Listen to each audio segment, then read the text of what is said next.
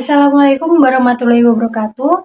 Kami kelompok 26 dari kelas PAI 110 ingin mempresentasikan hasil diskusi dari kelompok kami yang berjudul Memahami Kesetaraan Gender dan Kekerasan Seksual dalam Pandangan Islam. Kekerasan terhadap perempuan. Sebelumnya, izinkan kami memperkenalkan diri, mulai dari saya sendiri, Pramudia Ananta Mutiara Wardani dengan NIM 125. Kemudian dengan saya sendiri, Hendra Dwi Kurniawan dengan 3 digit NIM terakhir 286. Saya Nadira Dewatika Sari dengan NIM digit terakhir 008. Selamat menonton. Latar belakang, kesenjangan gender, terutama di dalam budaya patriarki, menyebabkan perempuan rentan terhadap berbagai bentuk kekerasan, termasuk kekerasan seksual. Namun, dalam pandangan Islam, kekerasan gender merupakan nilai universal yang menegaskan bahwa laki-laki dan perempuan memiliki hak dan kewajiban yang sama di hadapan Allah. Meskipun begitu, realitas di lapangan menunjukkan bahwa masih banyak kasus kekerasan terhadap perempuan yang mencerminkan pelanggaran terhadap hak asasi manusia dan martabat individu. Kondisi ini menuntut tindakan konkret untuk melindungi dan menghormati kaum perempuan sesuai dengan ajaran agama dan prinsip kemanusiaan. Kesetaraan gender adalah suatu kesamaan antara kondisi bagi laki-laki dan perempuan untuk mendapatkan kesempatan dan juga hak-haknya sebagai seorang manusia, supaya mampu berkontribusi dan berpartisipasi dalam kegiatan bernegara, baik dalam bidang hukum, pendidikan, budaya, ekonomi, dan keamanan sosial. Kekerasan seksual merupakan perbuatan-perbuatan yang merendahkan diri seorang perempuan, seperti melecehkan atau bahkan menyetubuhi mereka dengan cara pemaksaan, karena ketidakseimbangan hak kuasa pada seorang perempuan dengan seorang laki-laki, sehingga dapat membuat penderitaan mereka secara psikis atau fisik. Kekerasan terhadap perempuan. Perlakuan kekerasan kepada perempuan adalah setiap perbuatan dari seseorang yang menyebabkan penderitaan fisik termasuk seksual maupun psikologis pada seorang perempuan.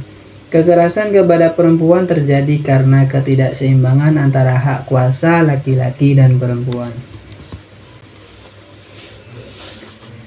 Hukum dan kajian. Pada surat An-Nisa ayat 19 yang berbunyi, A'udzu billahi minasyaitonir rajim. Bismillahirrahmanirrahim. Ya ayyuhalladzina amanu la yahillu lakum an tarithun nisaa karha ولا تعضلوهن لتذهبوا ببعض ما آتيتموهن إلا أن يأتين بفاحشة مبينة وعاشروهن بالمعروف فإن كرهتموهن فعسى أن تكرهوا شيئا ويجعل الله فيه خيرا كثيرا. Yang artinya, wahai orang-orang yang beriman, tidak halal bagi kamu mewarisi perempuan dengan jalan paksa.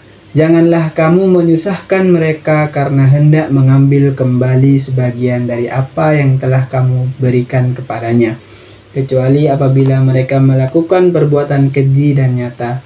Pergaulilah mereka dengan cara yang patut. Jika kamu tidak menyukai mereka, bersabarlah, karena boleh jadi kamu tidak menyukai sesuatu, padahal Allah menjadikan kebaikan yang banyak di dalamnya. Selanjutnya akan diteruskan oleh rekan saya. Baik, untuk hukum dan kajian selanjutnya itu ada surah Al-Nur ayat 33 yang berbunyi, A'udzubillahi minasyaitonirrajim. Bismillahirrahmanirrahim. Wal yastawfifil ladina la yajiduna nikahan hatta yu'niyahumullahu min fadlih. Walladina yabtaguna alkitaba mimma malakat aymanukum fakatibuhum in alaitum fihim khaira wa atuhum mimma lillahi alladhi atakum wala tukrihu fatayatikum alal bigha'i in aradna tahassunal litabtagu aradul hayatid dunya wa may yukrihunna fa innallaha min ba'di ikrahihinna ghafurur rahim. Selanjutnya ada faktor-faktor yang mempengaruhi terjadinya kekerasan itu sendiri. Yang pertama itu faktor ekonomi. Faktor ekonomi sering terjadi pada suami dan istri dalam sebuah rumah tangga. Kekerasan ini biasa disebut dengan kekerasan dalam rumah tangga atau sering kita jumpai itu dengan nama KDRT. Kekerasan ini biasanya berasal dari rumah tangga yang kesejahteraannya rendah. Untuk faktor yang selanjutnya yaitu faktor pendidikan. Pendidikan itu sendiri memberikan pengetahuan mengenai hak asasi manusia, kesetaraan gender, dan menghormati sesama individu tanpa memandang jenis kelamin. Pendidikan juga bisa berupa mengajarkan tentang perilaku dan ciri-ciri bagaimana seseorang melakukan kekerasan dan pelecehan. Faktor selanjutnya yaitu faktor budaya. Salah satu faktor budaya yang masih ada hingga sekarang adalah budaya patriarki. Apa itu budaya patriarki? Patriarki merupakan sistem sosial yang menempatkan laki-laki sebagai pemegang kekuasaan tertinggi dan mendominasi peran dalam kepemimpinan politik, otoritas moral, hak sosial, dan penguasaan properti. Faktor selanjutnya yaitu rendahnya penegak hukum. Jika penegak hukum tidak menindaklanjuti para pelaku dengan tegas, maka akan masih banyak orang yang melakukan kekerasan terhadap perempuan, dan juga kurangnya kesadaran para pelaku terhadap perbuatannya. Untuk selanjutnya, kami akan membahas bentuk-bentuk dari kekerasan itu sendiri. Yang pertama, ada kekerasan fisik. Kekerasan fisik pada perempuan adalah suatu perbuatan yang mengakibatkan rasa sakit pada anggota tubuh, baik dengan cara dipukul, ditampar, ditendang, atau bahkan membunuh. Untuk yang selanjutnya, itu ada kekerasan psikologis. Kekerasan secara psikologi adalah perbuatan yang mengakibatkan kekhawatiran, hilangnya rasa keamanan dan ketenangan, tidak memiliki kemampuan untuk bertindak, rasa ketidakberdayaan, dan penderitaan psikis yang berat pada seseorang seperti perilaku yang mengintimidasi. Bentuk selanjutnya yaitu kekerasan finansial, yaitu kekerasan yang tidak berwujud langsung.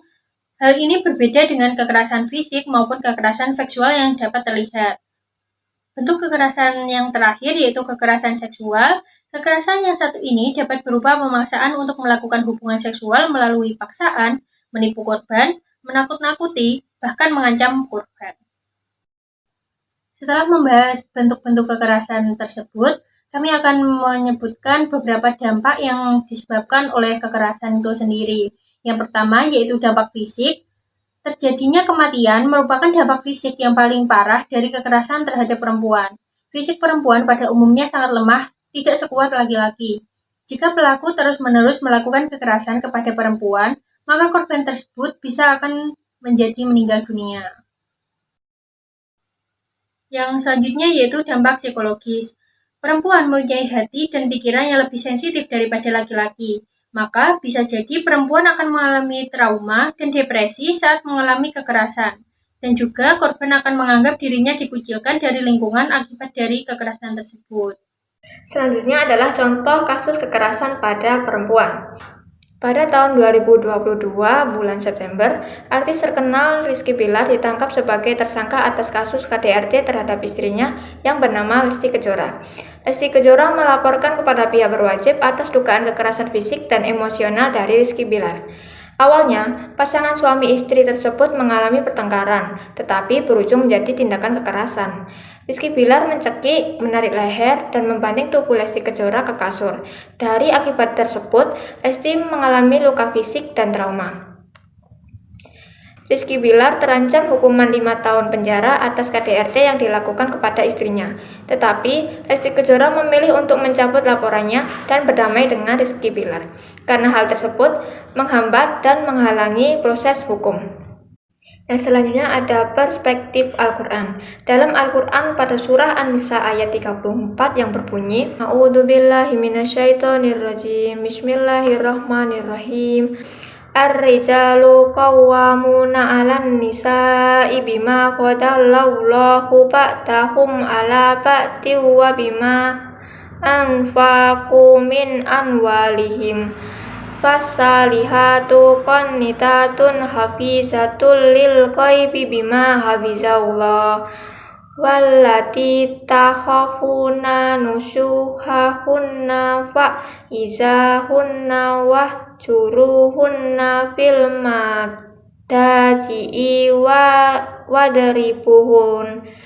Fa in ata'nakum falata'bagu alaihina sabila innallaha kana aliyan kabira. Dari ayat tersebut dapat dijelaskan bahwa Allah memberikan kelebihan kepada laki-laki yaitu suami untuk mampu mencari nafkah, dan perempuan yang sholihah adalah yang patuh kepada Allah dan suaminya. Artinya, suami memiliki tanggung jawab atas istrinya. Namun, suami tidak boleh menyalahartikan peranan kepemimpinan untuk melakukan kekerasan.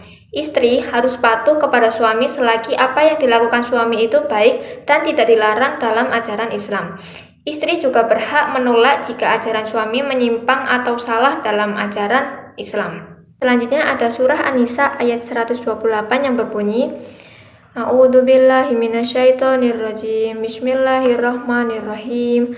Wal innimra'atun haffat mim ba'liha nusuzan aw i'radan fala junaha 'alaihima ayyusiliha bainahuma sulha wal sulhu khair wal udiratil anfusussu wal in tusinu wattattaqu fa innahu laha kana bima ta'maluna khabir.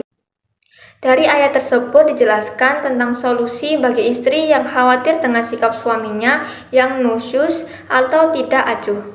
Istri dianjurkan untuk berusaha menyelesaikan masalah dengan suaminya melalui upaya rekonsiliasi atau perdamaian. Perdamaian ini lebih diutamakan daripada perceraian, meskipun manusia terkadang memiliki sifat kikir dan enggan untuk berdamai. Selanjutnya ada upaya-upaya kekerasan terhadap perempuan. Berikut adalah upaya-upaya yang dapat dilakukan untuk mengurangi terjadinya kekerasan terhadap perempuan. Yang pertama, ada mengadukan jika terjadinya kekerasan terhadap perempuan kepada pihak yang bertugas di lingkungan sekitar. Yang kedua, menghilangkan budaya patriarki baik di lingkungan keluarga, pekerjaan, maupun masyarakat. Yang ketiga, memberikan perlindungan, pertolongan, layanan medis, dan konseling kepada korban agar korban merasa dilindungi. Dan yang keempat, memberikan sanksi yang adil dan seberat-beratnya kepada pelaku kekerasan terhadap perempuan. Dan yang terakhir ada membuat program, gerakan, dan kampanye mengenai kesadaran akan pentingnya kesetaraan gender untuk mengurangi kekerasan. Berikutnya ada kesimpulan. Dalam Islam, kekerasan terhadap perempuan sama sekali tidak dibenarkan. Ajaran Islam menjunjung tinggi prinsip kesetaraan, keadilan, dan kasih sayang yang melandasi pelanggaran ini. Pandangan ini diperkuat oleh ayat-ayat Al-Quran dan hadis Nabi Muhammad SAW. Perempuan memiliki hak dan martabat yang setara dengan laki-laki, sehingga tindakan kekerasan terhadap mereka merupakan pelanggaran hak asasi manusia dan juga pelanggaran ajaran Islam. Sekian video presentasi dari kelompok kami. Jika ada kurangnya, kami mohon maaf yang sebesar-besarnya. Semoga apa yang kami sampaikan berguna untuk kita semua. Terima kasih. Wassalamualaikum warahmatullahi wabarakatuh.